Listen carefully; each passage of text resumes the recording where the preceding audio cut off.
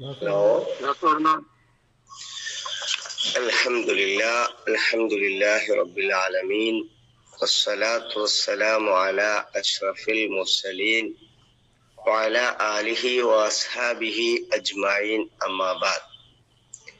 كان رسول الله صلى الله عليه وسلم يصوم 9 ذي الحجة. സ്നേഹം നിറഞ്ഞ സഹോദരന്മാരെ അസ്സലാമു അലൈക്കും വറഹ്മത്തുള്ളാഹി വബറകാതുഹു. അല്ലാഹുവിന്റെ റസൂൽ സല്ലല്ലാഹു അലൈഹി വസല്ലം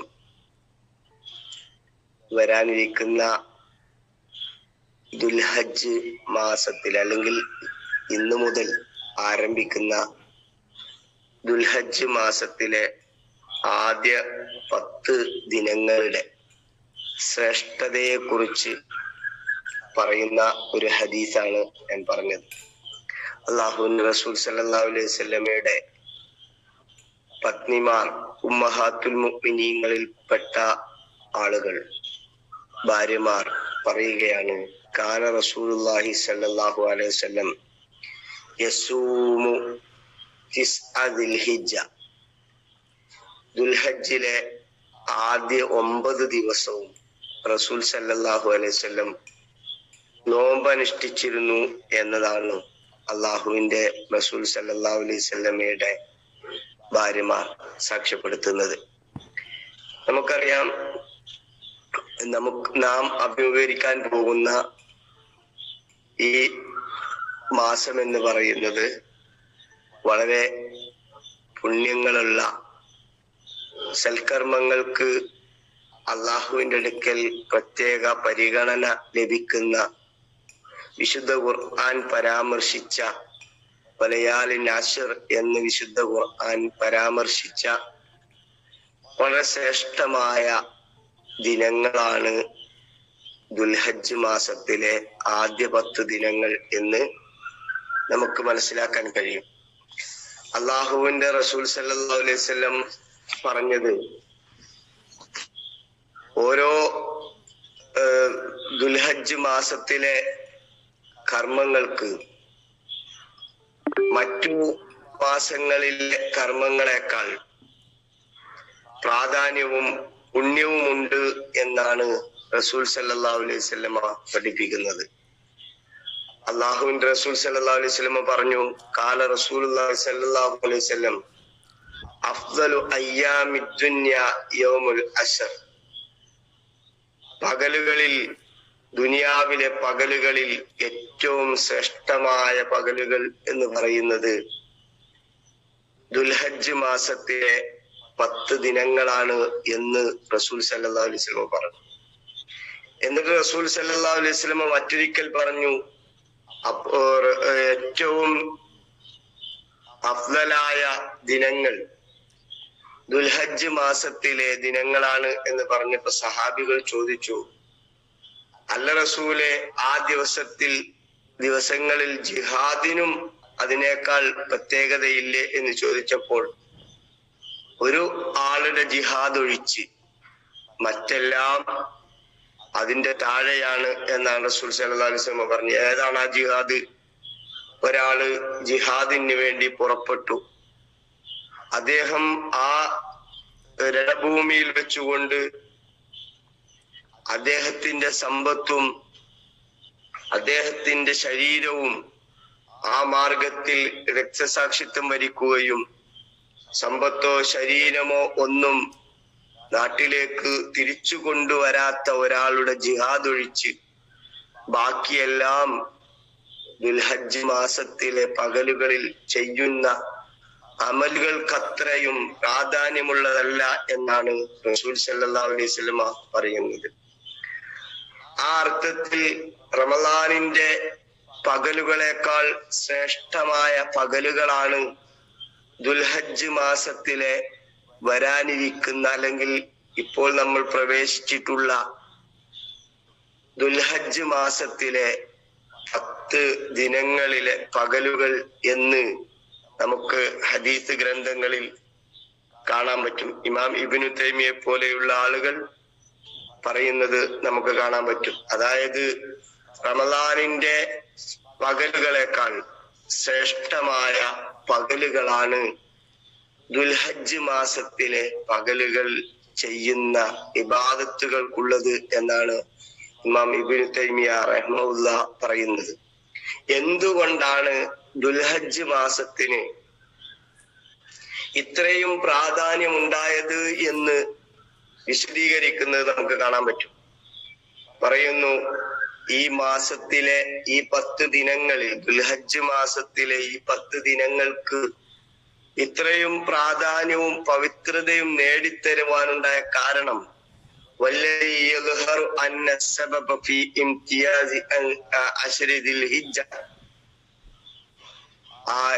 ഈ ദിനങ്ങൾക്ക് പ്രത്യേകത ഉണ്ടാവാനുണ്ടായ കാരണം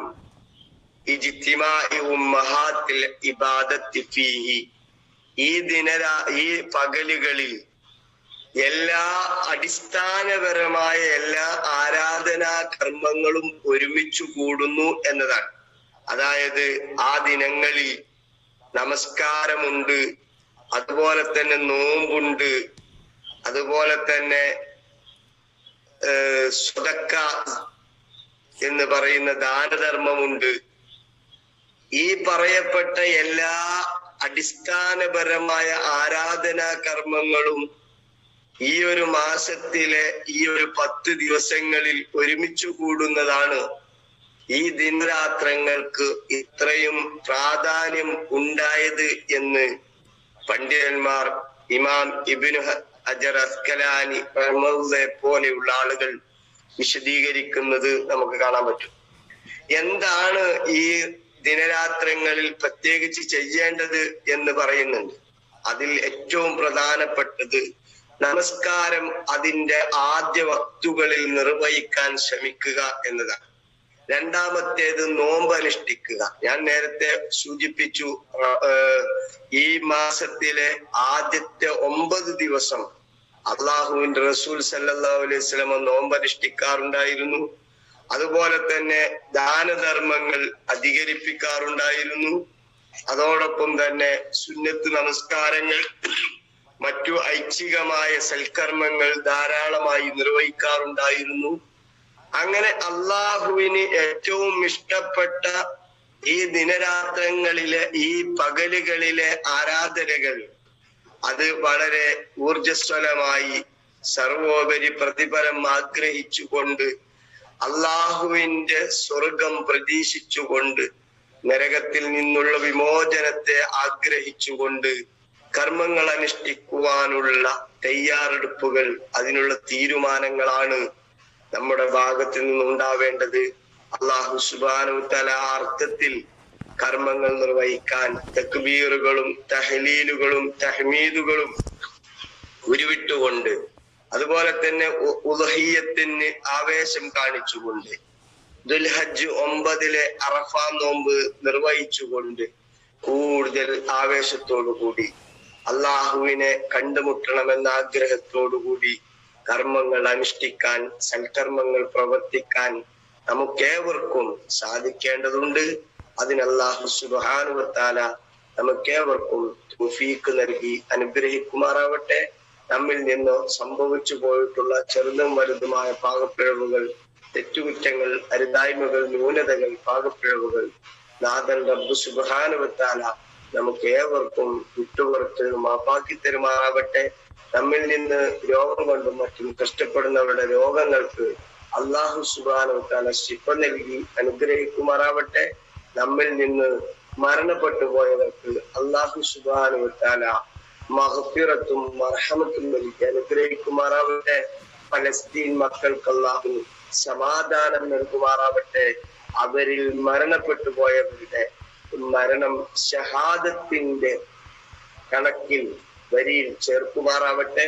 അവരെയും നമ്മെയും ഇസ്ലാമിന്റെ ഇസ്സത്ത് മുറുകെ പിടിക്കുന്ന, ഇസ്ലാമിന്റെ ശിആറുകളെ ഏറ്റെടുക്കുന്ന സത്യവിശ്വാസികളിലും വിശ്വാസിനികളിലും നമ്മെയും അവരെയും ഉൾപ്പെടുത്തി അല്ലാഹു സുബ്ഹാനഹു വ തആല അനുഗ്രഹിക്കുമാറാവട്ടെ.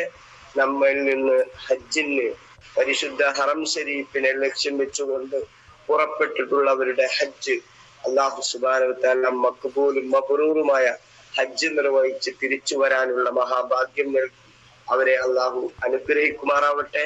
അഖൂലു ഖൗലി ഹാദാ വസ്തഗ്ഫിറുല്ലാഹ ലീ വലക്കും വലിസാഇരിൽ മുസ്ലിമീന മിൻ കുല്ലി ദംബ് വസ്തഗ്ഫിറൂഹു ഇന്നഹു ഹുവൽ ഗഫൂറുർ റഹീം. വആഖിറു ദഅവാനാ അൽഹംദുലില്ലാഹി റബ്ബിൽ ആലമീൻ. അസ്സലാമു അലൈക്കും വറഹ്മത്തുള്ളാഹി വബറകാതുഹു.